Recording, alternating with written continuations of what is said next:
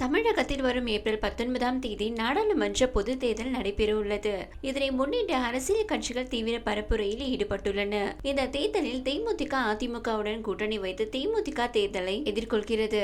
இதனை முன்னிட்டு அதிமுக கூட்டணியில் உள்ள எதிர்க்கட்சியின் வேட்பாளர்களை ஆதரித்து பிரேமலதா விஜயகாந்த் பிரச்சாரம் மேற்கொண்டு வருகிறார். அதிமுகவுடன் கூட்டணி வைத்துள்ள தேமுதிகவுக்கு விருதுநகர், மத்திய சென்னை உள்ளிட்ட 5 தொகுதிகள் ஒதுக்கப்பட்டுள்ளன. அந்த வகையில் கடந்த வாரம் முதல் தன்னுடைய பிரச்சாரத்தை அதிமுக கூட்டணி வேட்பாளரை ஆதரித்து கோவையில் இருந்தே துவங்கி இருக்கிறார் தேமுதிக பொதுச் செயலாளர் பிரேமலதா. வழக்கமாக தேமுதிகவின் பிரச்சாரம் என்றாலே திமுக அரசை கடுமையாக விமர்சிப்பது இயல்பான விஷயம். ஆனால் இந்த முறை பாஜகவையும் சேர்த்து விமர்சித்திருக்கிறார் பிரேமலதா. இதற்கு முன்பு பாஜகவை தேமுதிக கடுகளவு கூட விமர்சித்தது கிடையாது. இத்தனைக்கும் பாஜகவுடன் கூட்டணி வைப்பதற்கான அனைத்து முழு முதல் முயற்சிகளை எடுத்தும் கூட நூலிழையில் தேமுதிகவை நழுவவிட்டது பாஜக. இப்படிப்பட்ட சூழலில் திமுகவை போலவே பாஜகவையும் இழுத்து கொண்டு வந்து தேமுதிக விமர்சித்துள்ளது தமிழக மக்களின் கவனம் பெற்று வருகிறது. அது மட்டுமல்ல, பிரேமலதா தன்னுடைய பிரச்சாரத்தில் மத்திய மாநில அரசுகளை கடுமையாக குற்றம் சாட்டி வருகிறார். இப்படிப்பட்ட சூழலில் கள்ளக்குறிச்சி தொகுதிக்கு உட்பட்ட ரிஷிவந்தியத்தில் அதிமுக தேமுதிக கூட்டணியின் தேர்தல் பிரச்சார கூட்டம் நடந்துள்ளது.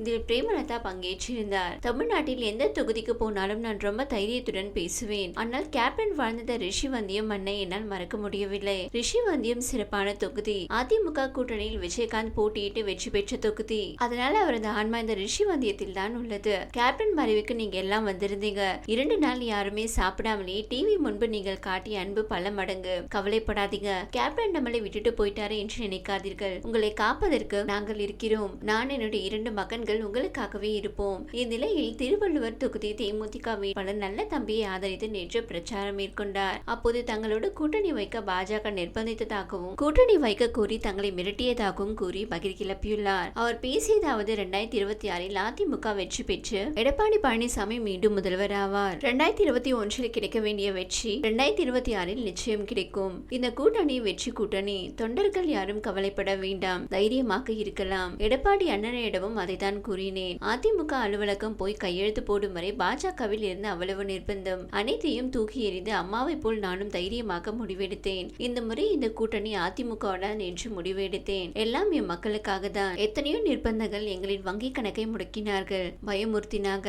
இந்த பணங்காட்டில் நிறைய எந்த சலசலப்புக்கும் அஞ்சாது. எத்தனை சோதனைகள் வந்தாலும் அதையெல்லாம் கண்டு பயப்படுபவர் கேப்டனும் இல்லை, அவருடைய துணைவியரான உங்களின் அந்நியாரும் இல்லை என கூறினார். தேமுதிக கட்சி பாஜக கூட்டணியில் இணையும் என கூறப்பட்ட நிலையில் அந்த கட்சி திடீரென அதிமுக கூட்டணியில் இணைந்தது. அதிமுக கூட்டணியில் தேமுதிகவுக்கு 5 தொகுதிகள் ஒதுக்கீடு செய்யப்பட்டுள்ளன. மேலும் ஒரு ராஜ்யசபா கொடுக்கப்படும் என்றும் உறுதியளிக்கப்பட்டுள்ளது. பாஜக அமலாக்கத்துறை மற்றும் வருமான வரித்துறை மூலம் எதிர்கட்சிகளை மிரட்டி வருவதாக குற்றச்சாட்டு எழுந்துள்ளது. இந்நிலையில் பாஜக கூட்டணி வைக்க வற்புறுத்தி தங்களை மிரட்டியதாக தேமுதிக பொதுச் செயலாளர் பிரேமலதா விஜயகாந்த் கூறியிருப்பது பரபரப்பை ஏற்படுத்தியுள்ளது.